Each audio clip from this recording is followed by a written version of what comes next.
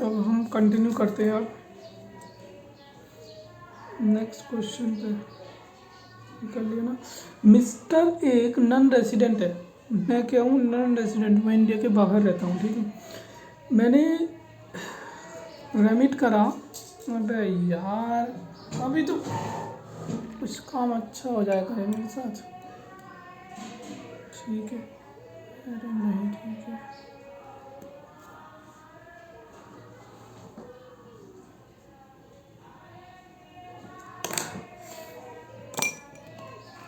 मैंने रेमिट करे क्या?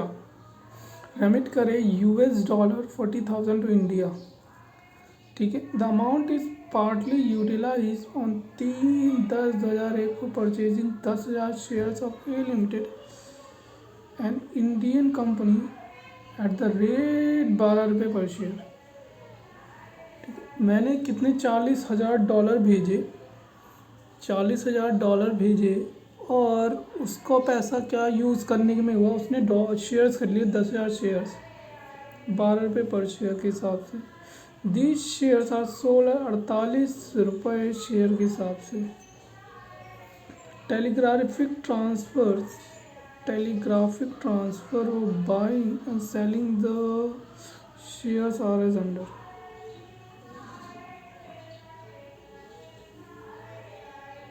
Telegraphic transfer. Compute the capital gain chargeable to tax assessment year 21-22 at the assumption that these shares are not been sold through recognized stock exchange.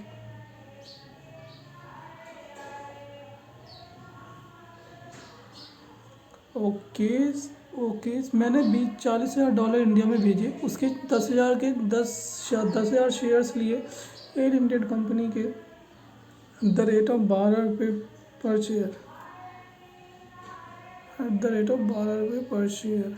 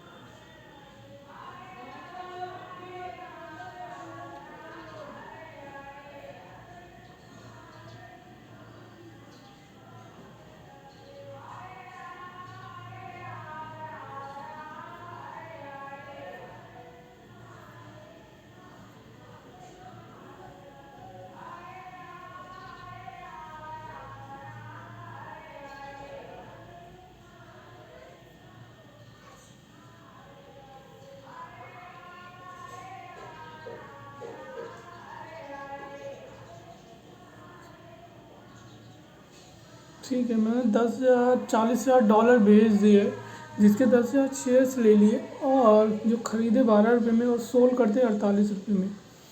30/22 तुम्हारा long term capital gain है। Telegraphic transfer वो होगा नहीं, क्योंकि आपने क्या नहीं पाएगा, स्टॉक एक्सचेंज में नहीं हुआ। बाइंग रेट $1.16 है।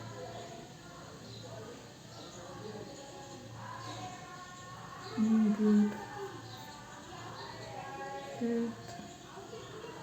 16/9/30 और अमाउंट इज पार्टली तो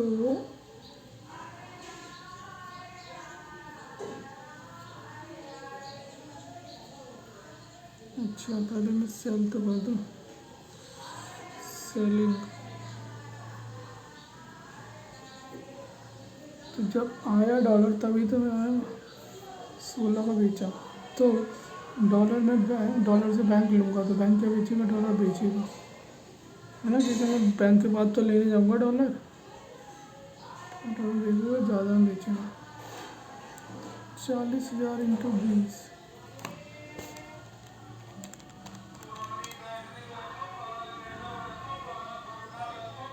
8 लाख रुपये।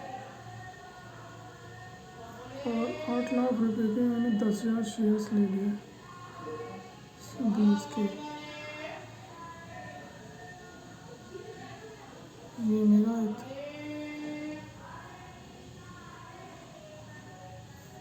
सेलिंग प्राइस कितना है, 48,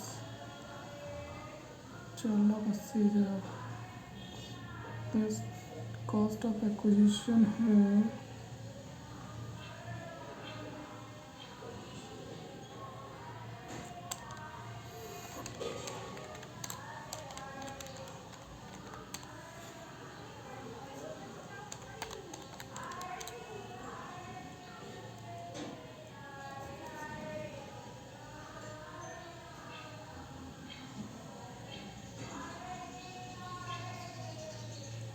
3,60,000।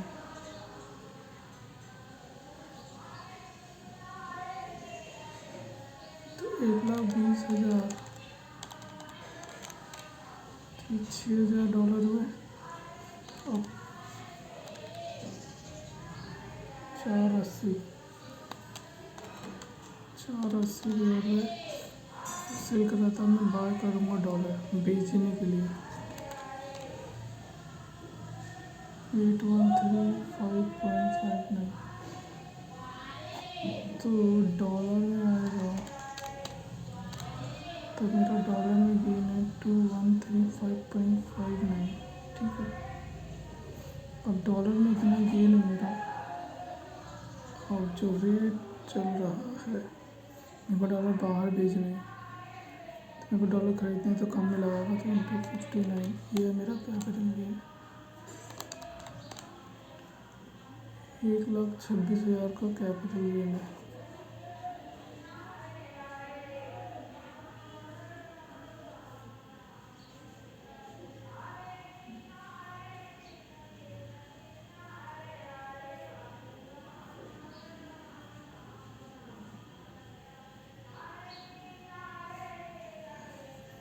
सेल के लिए 59.42, बाहर के लिए तो इसने 20 यूज़ कर लिया।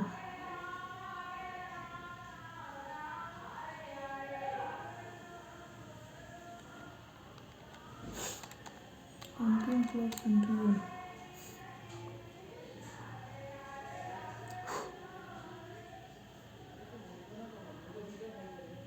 Term capital gain converted November 22 में आया है।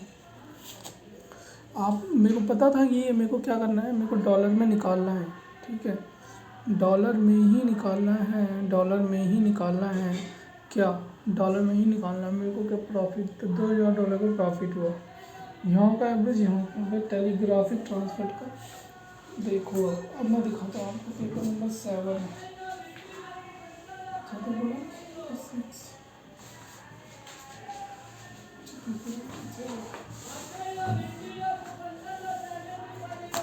दिखाता हूँ आपको टेलीग्राफिक ट्रांसफर। ये रहा। You are required to apply total income of ignoring DTW between Germany and India. Exchange rate for 1 USD. His salary for the period is not borne by the PE. तो Robert 1,200 share in Lavalpur limited and Indian company से 2015 से acquired 15 रुपये पर share. 28/11/15।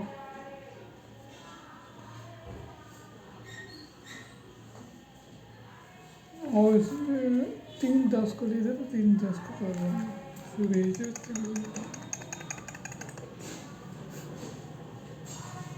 ठीक है बंदा कितना है 60 हो जाता 60 हो जाता for acquisition of shares he remitted $50,000 एक कितना ही सोल्ड द शेयर्स 23 से 21 को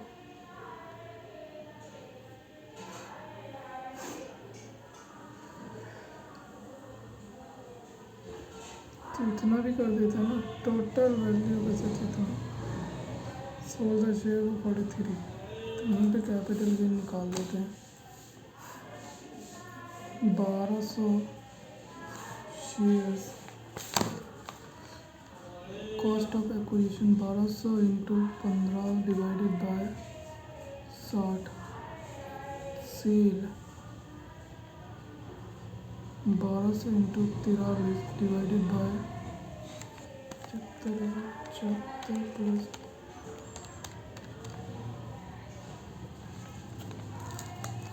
1200 इंटू 15 डिवाइडेड बाय 60 300 और 1200 into 43 divided by 688 sale minus cost capital gain 388 का अब यहाँ पे कौन सा लगाओगे रेट वही जिससे डिवाइड करा है हाँ वही होना चाहिए ना अब हम क्या करेंगे बेचेंगे तो कम लगाए 74 इंटू ₹74 तो 28,712 रुपये का कैपिटल गेन है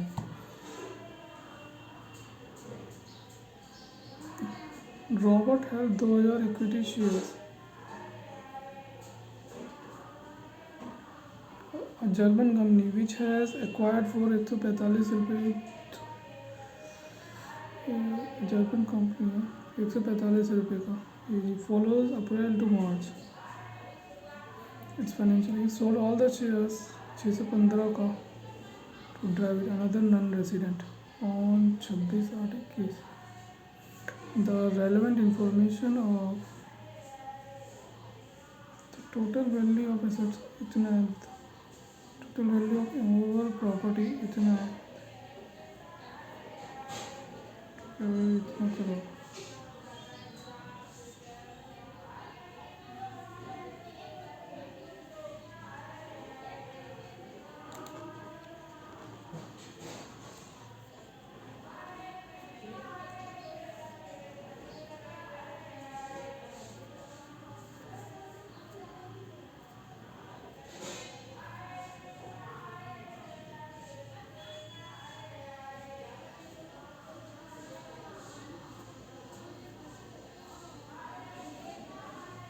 भाई साहब एक ये यहाँ पे एक ही रेट है telegraphic transfer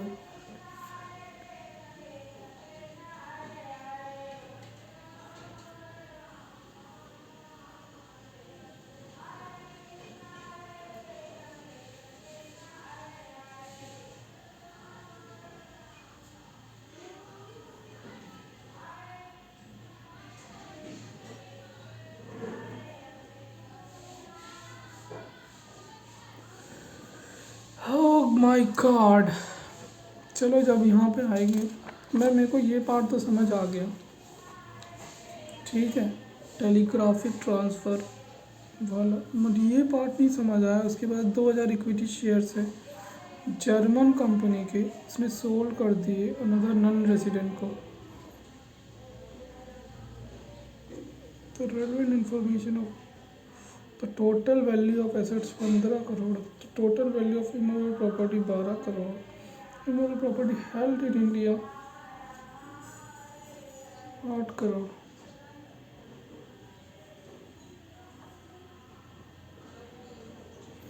total value of asset in total value of immovable property world wide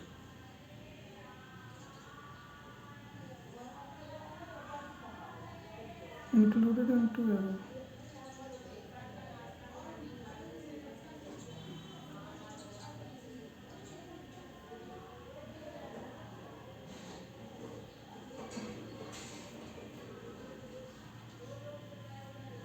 कुछ तो गड़बड़ है भैया, कुछ तो गड़बड़ है भाई साहब। टैक्स का पेपर सॉल्व करना हलवा नहीं है।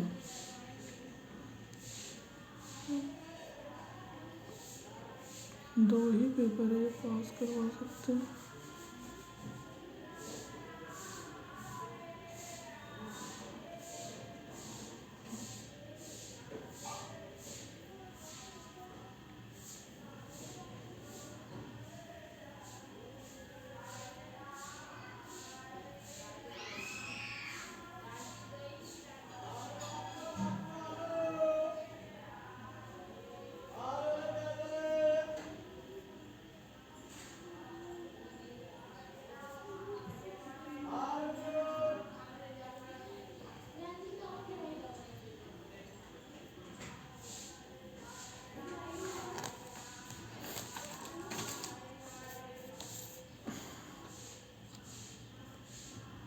ओहो हो, 16 मिनट लगा दिया आपने इसमें।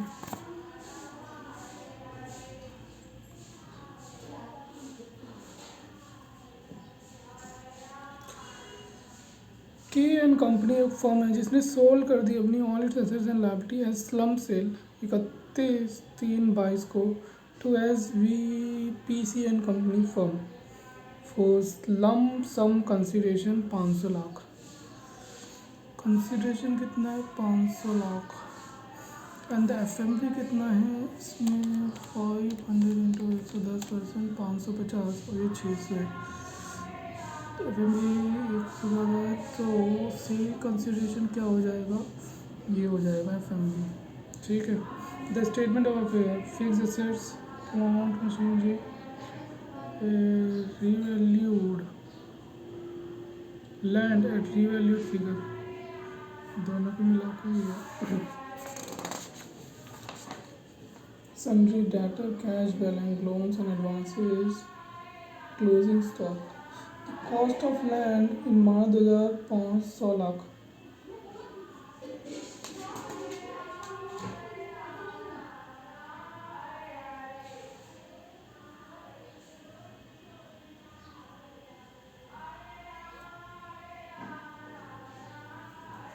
एक मिनट, कॉस्ट ऑफ लैंड बोल रहा है वो 100 लाख।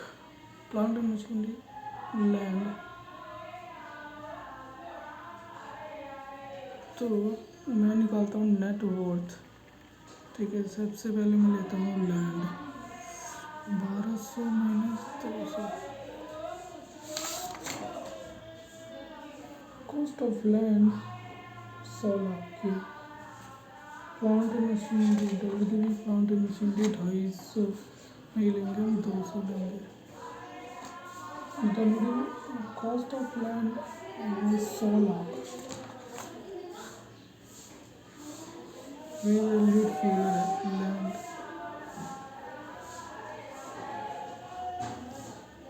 तो 100 लो ना।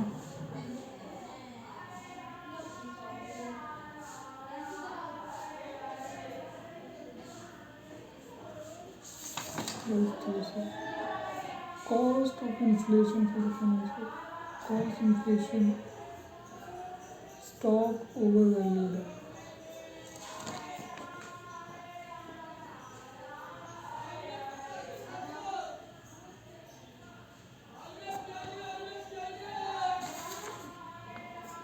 स्टॉक ओवरवैल्यूड है, डेटर 380 ले लो।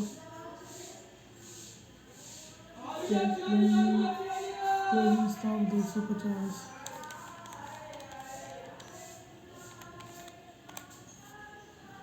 227.227 माइनस 80, क्रेडिटर 500, 525। फिर तो ऐसे कर रहा है। अब मैं इसको करूँ, इसी पे दिया हुआ है 100 इंटू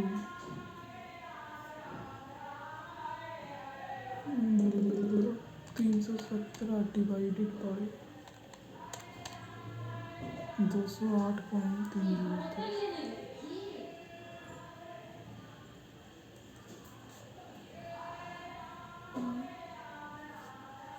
280.5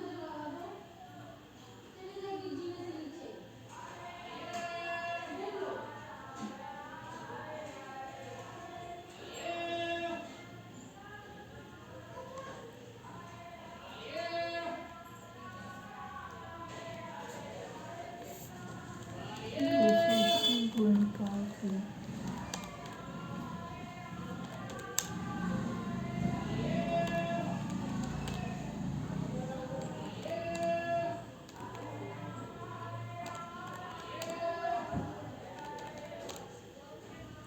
634.8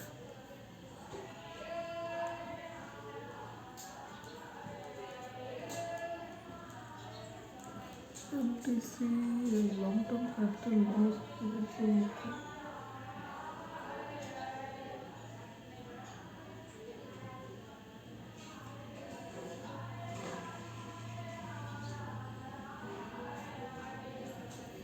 सो 380 तो 150 227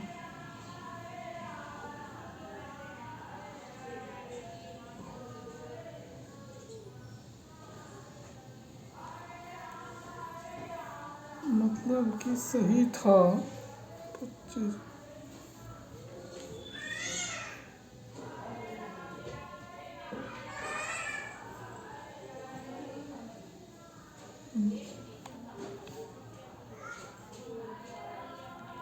634.48 इसमें माइनस कर दो 280.5 प्लस कर दो 100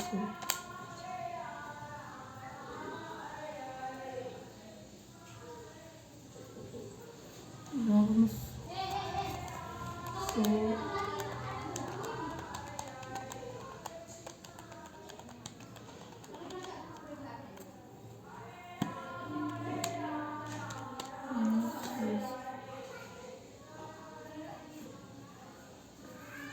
100 तो 1 करोड़ से ऊपर है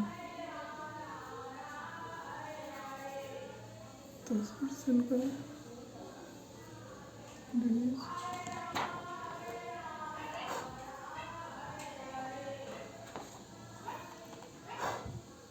इसका चेंज हो गया था ना इसका चेंज हो गया था फॉर्म का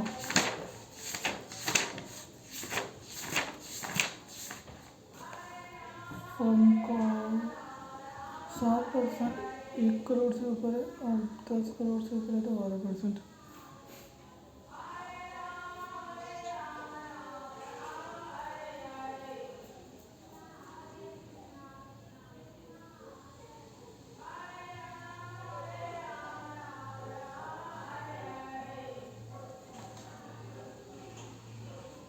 तो 7% यानी 7 लगा दिया था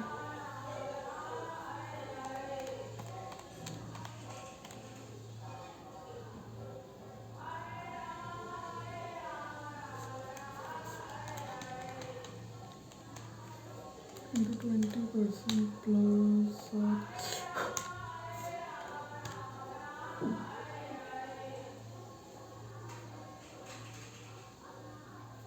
अच्छा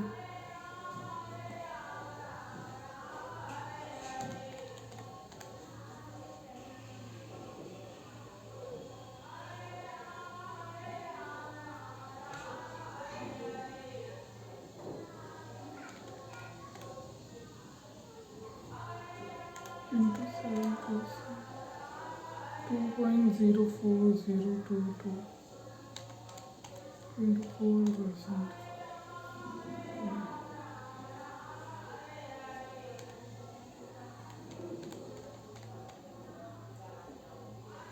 31.60 1.2475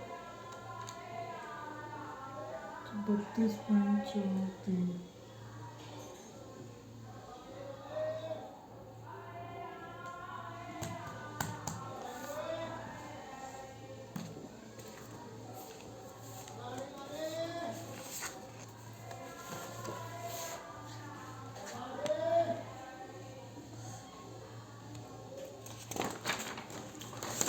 क्या कर रहा हूँ मैं मुझे भी नहीं पता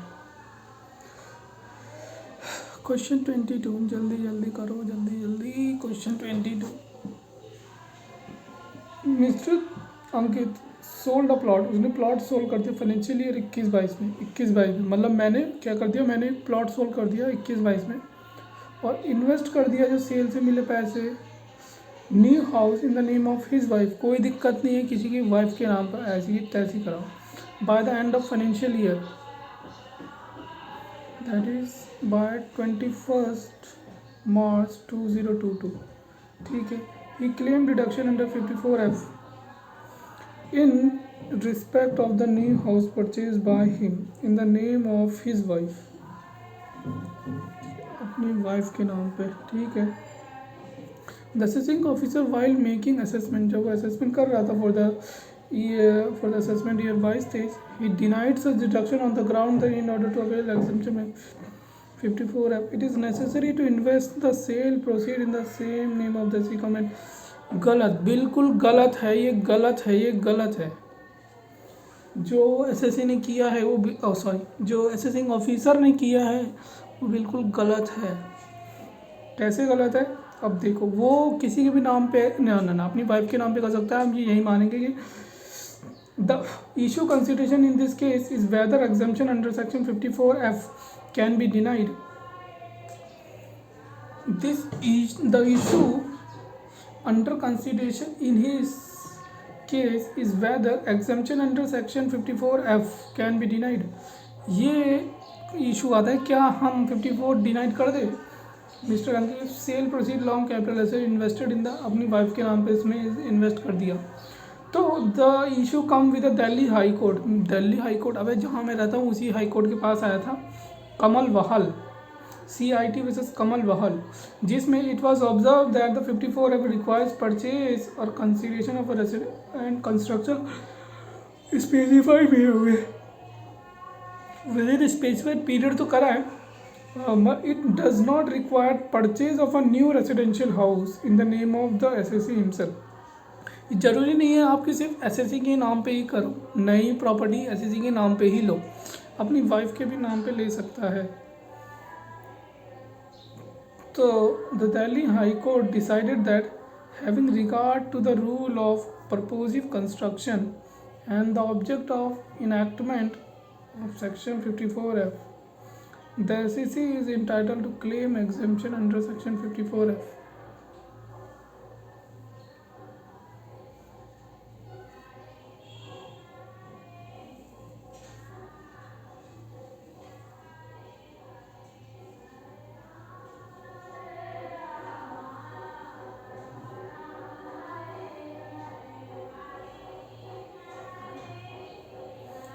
it does not require the purchase of residence.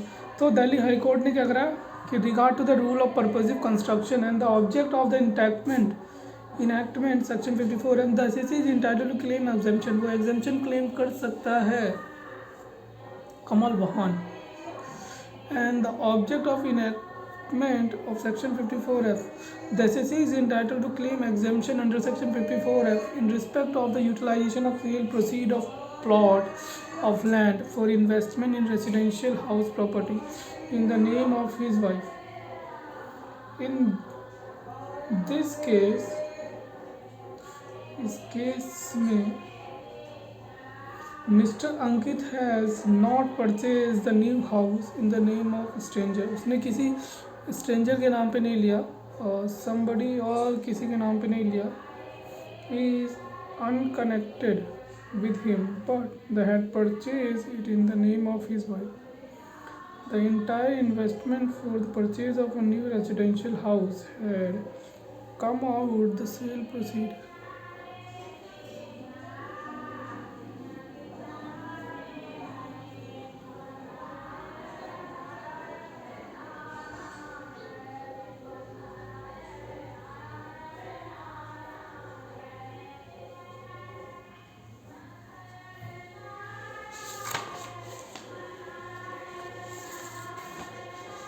So therefore, applying the rationale of the above Delhi High Court ruling, in this case, the action of the assessing officer denying the claim of deduction is not valid। क्या है, valid नहीं है। आगे बढ़ो। Wow, fast test. एक manufacturing company है, additional depreciation मिलेगा। Transporting to its machine from unit X to unit Y, वो क्या कर रहा है, ट्रांसपोर्ट कर रहा है अपनी machine from unit X to unit Y on 1 सितंबर 2020। ओके, एक मैन्युफैक्चरिंग कंपनी है जो ट्रांसपोर्ट कर रही है दो machine from unit X to unit Y on 1 सितंबर 2020 बाय ट्रक के द्वारा यूनिट एक्स यूनिट वाई को आप ट्रांसपोर्ट कर रही हो, कोई दिक्कत है? मशीन को लेके जा रहे हो, जीएसटी छोड़ा, आप इनकम टैक्स ही देखो, मशीन लेके जा रहे हो, कोई दिक्कत है? नहीं। On account of civil disturbance both machine with damage, अरे यार अब क्या हो गया, ले जाने की वजह से डैमेज हो गई, खराब हो गई। द इंश्योरेंस कंपनी पेड 5 लाख for the damage of machine, ठीक है। On this fact for submitting return of income for the previous year ending 31 March your advice of whether the damage of machine result in any transfer विज exigibility. आपको insurance company से कुछ मिले, damage reduction किसी भी चीज़ का insurance company से आपको पैसे मिलता है, वो ट्रांसफ़र माना जाता है, उस पर कैपिटल गेन लगता है, सीधी बात। एज पर 45 और receipt of insurance compensation in the form of money और एनी एसेट, आपको इंश्योरेंस कंपनी से क्या मिला, कोई एसेट मिली, या तो पैसे मिले, या तो कोई एसेट मिली। इंश्योरेंस कंपनी से क्या मिले, या तो पैसे मिले या तो एसेट मिले। इंश्योरेंस कंपनी से क्या मिला, या तो पैसे मिले या तो एसेट मिले। इंश्योरेंस कंपनी से क्या मिला, या तो पैसे मिले या तो एसेट मिले, या तो पैसे मिले या तो एसेट मिले इंश्योरेंस कंपनी से। To be treated as consideration, हम उसे कंसिडरेशन मान लेंगे। And capital in according to be, उस पर टैक्स लगेगा। हम इसको ट्रांसफर मानते हैं, आपको क्या मिली, कैपिटल, या तो एसेट मिली या तो पैसे मिले, या तो पैसे मिले या तो एसेट मिले, आपको हम इसको कंसिडरेशन मान लेंगे, उस पर टैक्स लगा देंगे, खत्म करो। The two qualifying condition prescribe are, दो क्वालिफाइंग कंडीशन है जो प्रिस्क्राइब है। पहली, compensation should be receive because of damage, किसकी वजह से आपको कंपनसेशन मिला हो, पहली कंडीशन है आपको कंपनसेशन मिला हो, किसकी वजह से, डैमेज की वजह से, कैपिटल एसेट। एंड और दूसरी क्या है, डैमेज और destruction as a result of civil disturbance. What is civil disturbance? CIVIL, civil disturbance,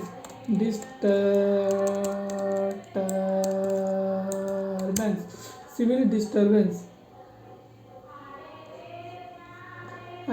and incident which disturb the community and require intervention, maintain public safety is a civil disturbance. Example of rights strikes, अच्छा, public nuisance, criminal activities, कहीं दंगे फसाद हो गए, इसको बोलते हैं civil disturbance.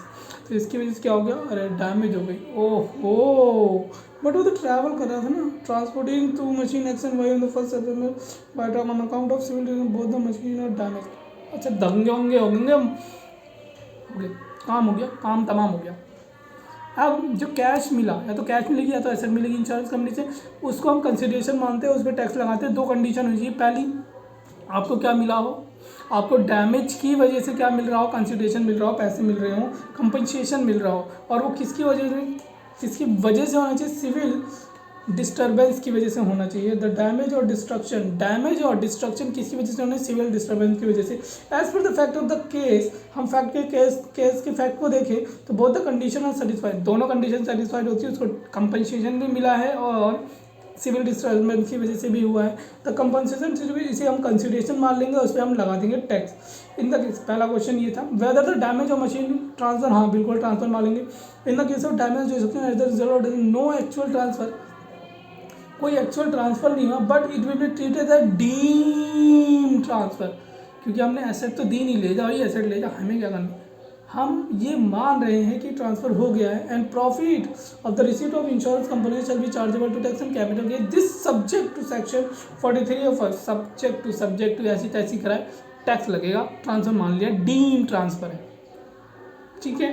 दूसरा क्वेश्चन क्या है, how the amount receive from insurance company to be treated as for taxability. Insurance company से अमाउंट मिला, आप उसे टैक्स कैसे ट्रीट कर सकते हो,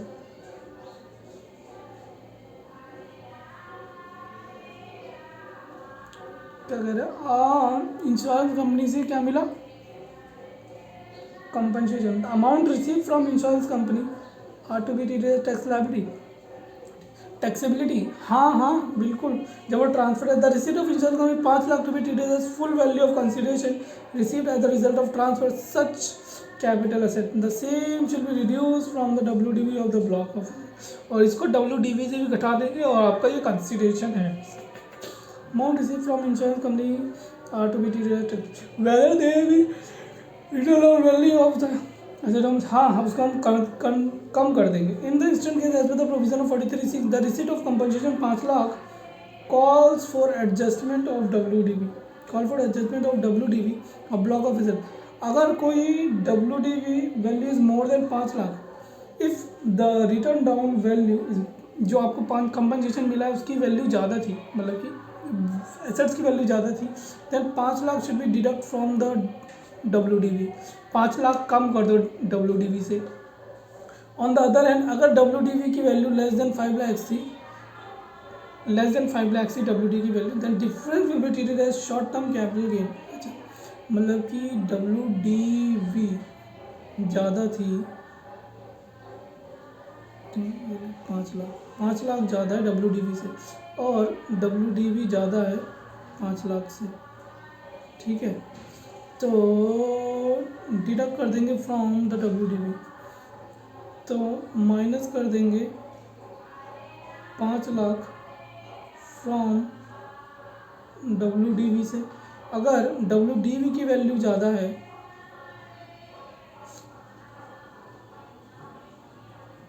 ना ना ना ना गलत कर दिया आपने, ये इधर आएगा, अब इसका इधर लिखो, तो sale minus WDV STC short term capital gain, ये हो जाएगा इस केस में अगर 5 लाख से ज़्यादा है, ठीक है ठीक है। Whether there will impact the return on value, इसका आंसर गलत लिखता है आपने, ये इसका होना चाहिए था, इसका होना चाहिए था। हाँ आप क्या कर दो, रिड्यूस कर दो फ्रॉम द WDV से कम कर देंगे, ठीक है।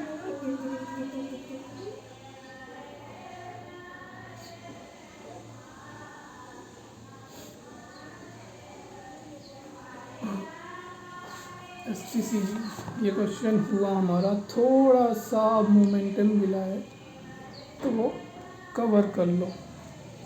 24th क्वेश्चन पे आ गए, आप चाहो तो ये हो सकता है 1 बजे तक, प्यार से, बड़े प्यार से,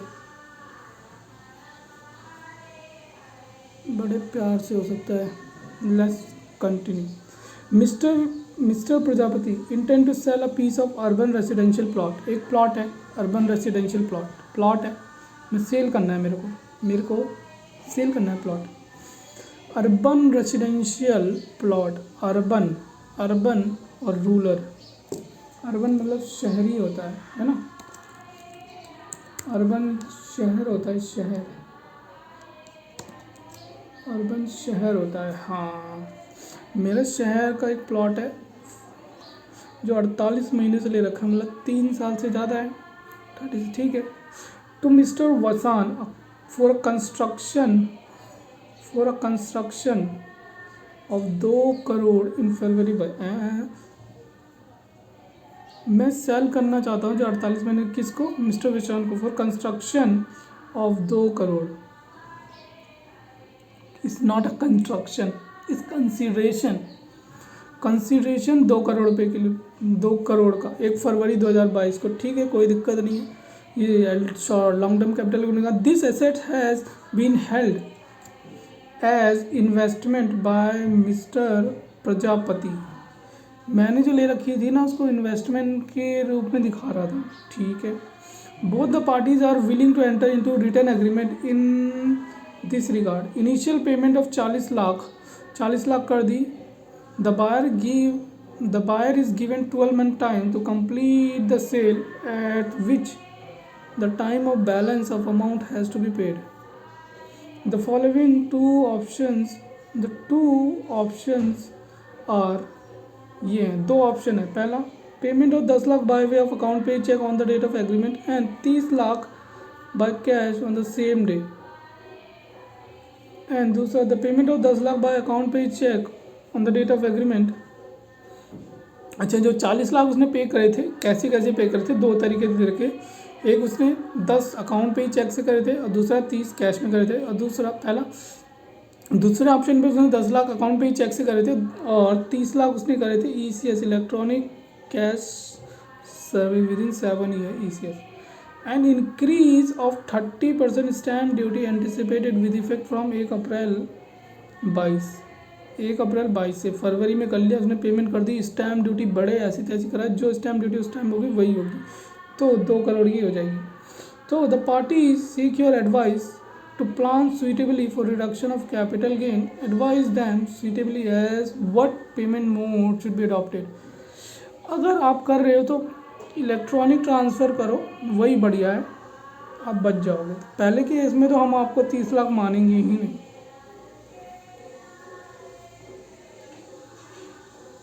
कंसिडरेशन आपको 10 लाख मिला है, कुछ भी अमाउंट दे दिया तो वही हो जाएगा। Under 50C in case transfer of capital asset being land, capital asset में क्या है, या तो लैंड है या तो बिल्डिंग है या तो दोनों है। In case of urban residential plot the value adopted by assessing by stamping authority for the purpose of payment of stamp duty shall be taken a full value of consideration. हम stamp duty को full value consideration मान लेंगे for the purpose of computation of capital में, where the actual consideration less than the such value, actual consideration कम है उस value से। ठीक है, यहाँ पे स्टैम्प ड्यूटी मेरे को दी भी नहीं है। The value of consideration, the stamp duty value on the date of such consideration for the purpose of where the date of agreement fixing the amount of consideration for the transfer of urban residential plot. आपने क्या कर लिया, जब amount fix कर लिया, agreement की date पे amount fix कर लिया कितना कंसिडरेशन देना है, and the date of registration not the same. अगर डेट ऑफ रजिस्ट्रेशन करवा भी तो लिया initial,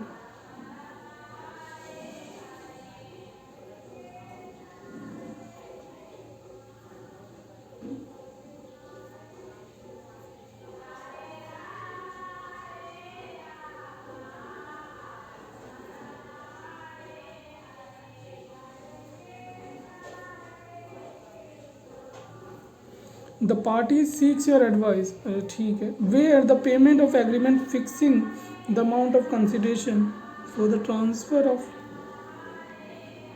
urban residential plot and the date of registration are not same. तो जो स्टैम्प ड्यूटी वैल्यू है on the date of agreement may be taken for the purpose of computing full value of consideration. अरे यार रुको, अगर क्या date of agreement है fixing the amount of consideration for transfer of, वो क्या करें, डेट ऑफ एग्रीमेंट में फिक्स कर रहे हैं ट्रांसफर कितना करेंगे, and registration are not same, और वही डेट रजिस्ट्रेशन की नहीं सेम है, the stamp duty value is the date of agreement. तो the stamp duty value on the date of agreement shell be taken for the purpose of computing. तो date of agreement ले लेंगे, अगर amount fix कर दिया तो fair value of consideration equal to date of agreement, date of agreement. ठीक है, यही है, ठीक है, यही है ना। However, the consideration of part thereof has been received by way of account pay check or account on or before the date of agreement of such class. However, हालांकि पेमेंट रिसीव हुई हो any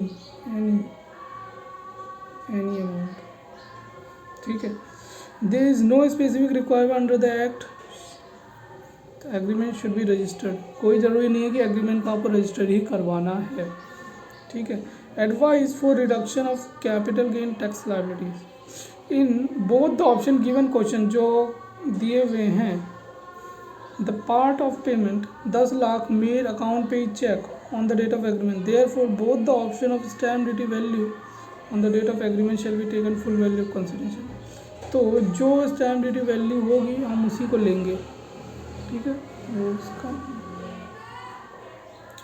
consideration. Mister Prajapati thus need not to bear the burden of paying capital gain tax increase stamp duty on 1st of April if the exercise either option make the initial payment of 40 lakh. Advice करता हूँ मैं mode of payment, अच्छा कोई सा भी option ले ले, तो उसको बढ़ा के नहीं देना पड़ेगा, ठीक है, बढ़ा के नहीं देना पड़ेगा। तो ऑप्शन कोई सा ही ले ले, कैश दे दे, बढ़ा के नहीं देना पड़ेगा क्योंकि आपने पेमेंट कर दी है, ठीक है। अब ऑप्शन 1, हालांकि the balance initial 30 lakh is proposed by way of cash, this would be contravention the provision of section 269। आप किसी को भी नहीं दे सकते, 269 का प्रोविज़न हो रहा है, which requires some money receivable whether advance or otherwise in relation to transfer of movable property to paid by way of account पे चेक। अकाउंट पे चेक से करो, ड्राफ्ट से करो, और इलेक्ट्रॉनिक क्लियरिंग सिस्टम करो, ECS इलेक्ट्रॉनिक क्लियरिंग सिस्टम से करो, through a bank account. If the exceed 20,000, अगर वो 20,000 से ज़्यादा है, अगर 20,000 से ज़्यादा है कैश तो ECS से करो बस। कैश 20,000 से ज़्यादा है ना, कैश 20,000 से ज़्यादा है तो ECS से, नॉट आवर ECS से करो। तो bank account, penalty equivalent to the sum received in contravention of the provision of 269। Penalty उतनी लगेगी आपको जितना आपने रिसीव कर लिया, समझ गए। ये मेरे पास क्लाइंट आया भाई साहब, ये क्वेश्चन लेके आया, बताइए मैं क्या करूँ। मैं बोलूँगा भाई साहब देखो, उससे मत करो, वहाँ से आपको 269 SS में पेनल्टी देनी पड़ जाएगी, कुछ मत करना, सीधा बैंक अकाउंट से कर लो, ECS से कर लो, और आपको ज़्यादा स्टैम्प ड्यूटी वाला भी नहीं देना पड़ेगा, आप कुछ पेमेंट कर देना, बस बात खत्म, निपटा देना, काम बन जाएगा तुम्हारा, समझ गए। चलो नेक्स्ट क्वेश्चन पे चलते हैं। अब क्या है, therefore option 1 is exercise even though the capital tax liability of Prajapati would not affect. अगर ऑप्शन 1 लेते हो तो कैपिटल गेन की लायबिलिटी अफेक्ट नहीं करेगी, द प्रोविजन तो वॉयलेट हो जाएगा, पेनल्टी लग जाएगी 30 लाख की फालतू में 30 लाख की पेनल्टी लग जाएगी अगर आप इससे जाओगे तो। Accordingly option 2 should be exercise beneficial adoption to से कॉन्सिक्वेंट, आप फॉलो भी करोगे और कोई दिक्कत भी नहीं है, तो दूसरा ऑप्शन ले लो, बढ़िया। अजय एक एम्प्लॉय है senior executive of Manu limited, मैं सीनियर एग्जीक्यूटिव वाव ऑफ मनु लिमिटेड ऑफर करा right to its existing shareholder in relation इन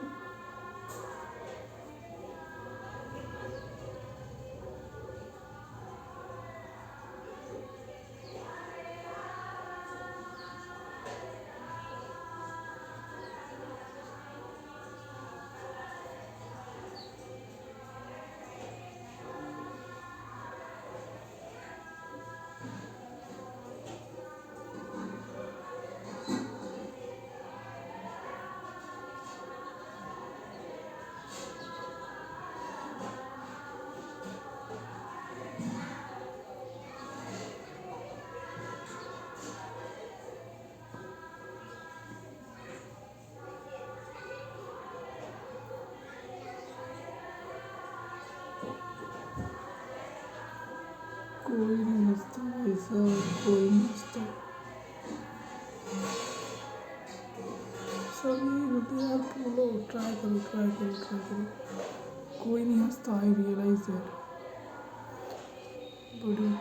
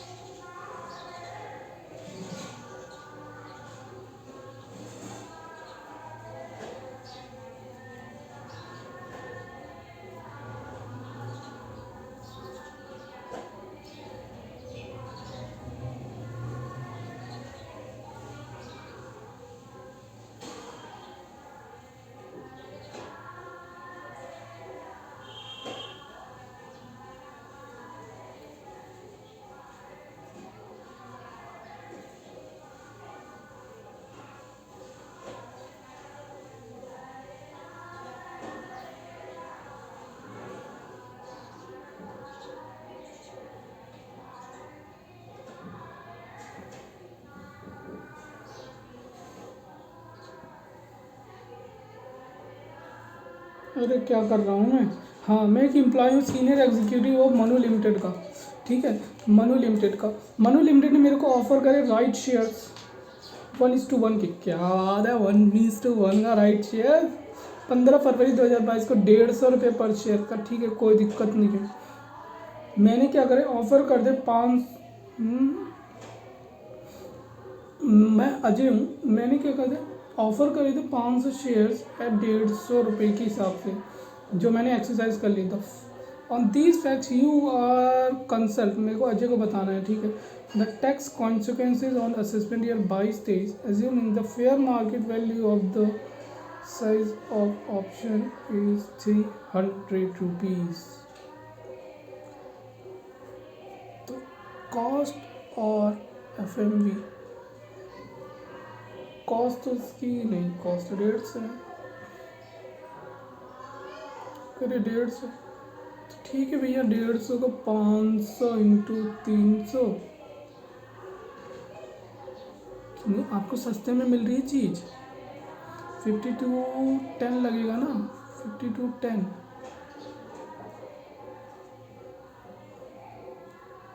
एक मिनट, कॉस्ट आपकी 150 है, आपने 300 में बेची।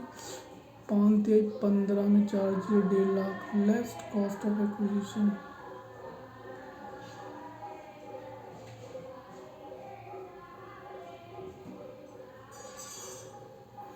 150 into 300,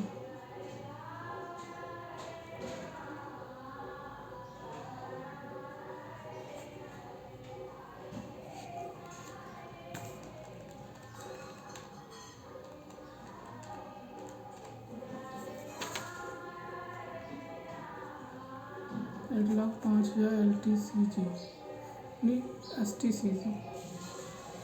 If he is already shareholder of 250 shares allotted in a public issue,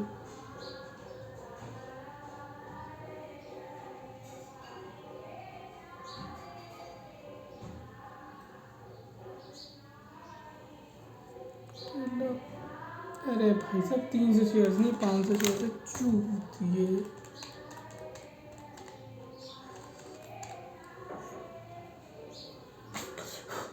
तो मैंने बोल दिया, अगर Ajay already a share holder of 250 shares allotted in a public issue which is made any difference. हाँ बिल्कुल, क्योंकि आपको 500 नहीं मिलते, तब आपको मिलते 250 शेयर्स। 250 शेयर्स पे आपको 150 माइनस 2.5, 300 माइनस 150 इंटू 250, आपको 37,500 का टैक्स आता। तो as per section if already share holder of 250 shares का, तो उसको राइट शेयर्स मिलते, राइट ही तो मिला था। एग्जिस्टिंग शेयर होल्डर 1:1 का 15 150 का। अजय चलो देखते क्या the value of specified security और स्वेट इक्विटी शेयर्स। सेक्शन 17 तो सैलरी में आता है, ये तो सैलरी में आता है। सैलरी में in lieu of salary, in lieu of salary, in lieu of salary.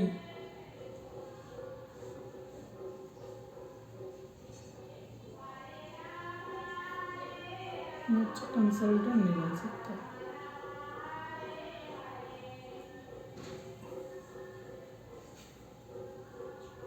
ठीक, in lieu of salary.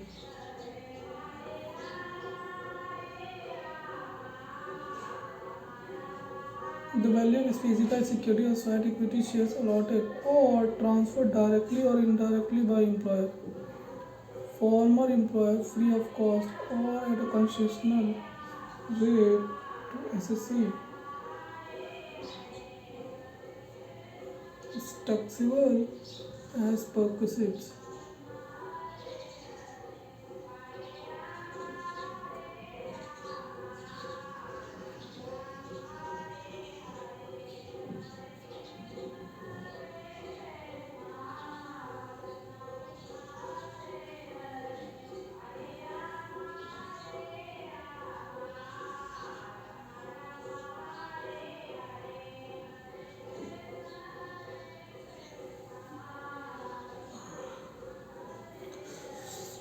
allotted or transferred directly or indirectly by employer ने करा है. The value of any specified security, sweat equity shares, allotment or transferred directly indirectly by the employer or former employer free of cost at concessional rate to the SSE employee is taxable as perquisites. The meaning of the term is specified security, sweat equity shares relation given therein. The fair market value of the share determined according to the method as may prescribed, less actually recovered, the amount actually recovered from employee, so shall be the value of perquisite charge to tax. Mister Ajay employed as senior executive, वो employee है, offer करा है right shares. तो the value of perquisites, if Ajay is already share holder. अबे भाई साहब वो share holder तो है, तभी तो राइट शेयर मिल रहे हैं उसको.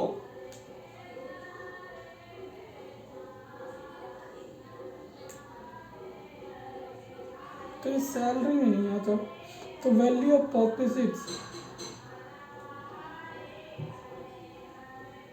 Fair market value of share determined 150 less amount 75. As per 49(2)(a), cost of acquisition of specified security or short equity shares referred to in section 17 shall be the fair market value which has been taken into account for the purpose of perquisite valuation. 300 रुपये per share. In case the employee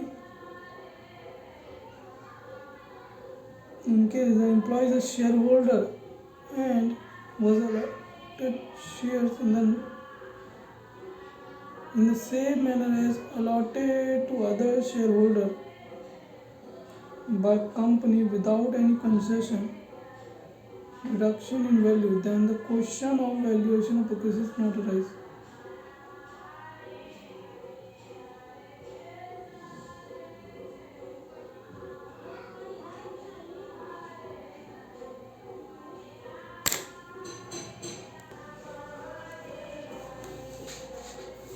तो अगर employee is a shareholder and was allotted shares in the same manner was allotted to other shareholder without any concession or reduction in the value, then the question of valuation perquisites not arise. अबे पहले तो वो employed बोल रहा है, ठीक है. अब राइट शेयर्स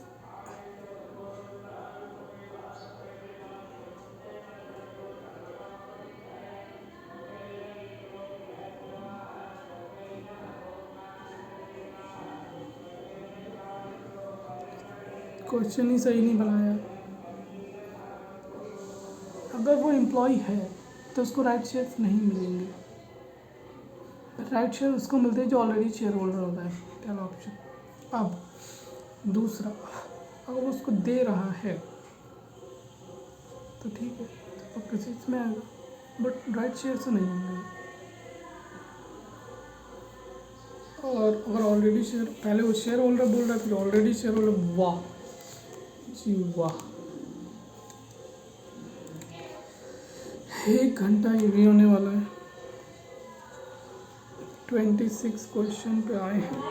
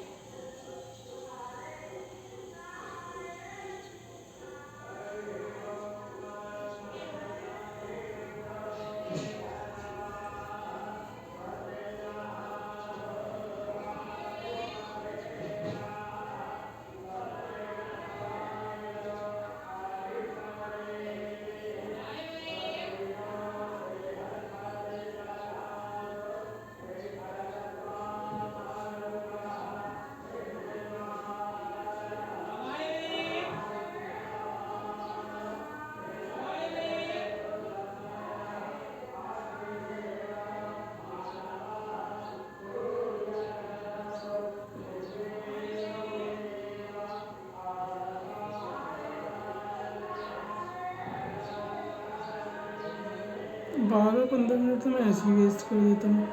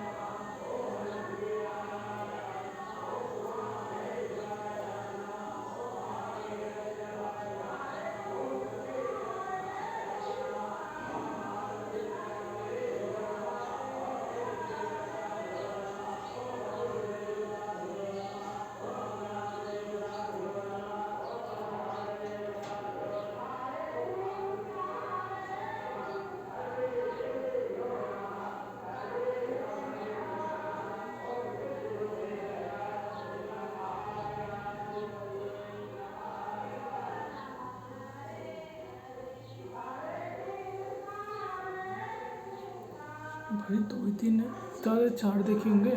अबे यार बंद कर।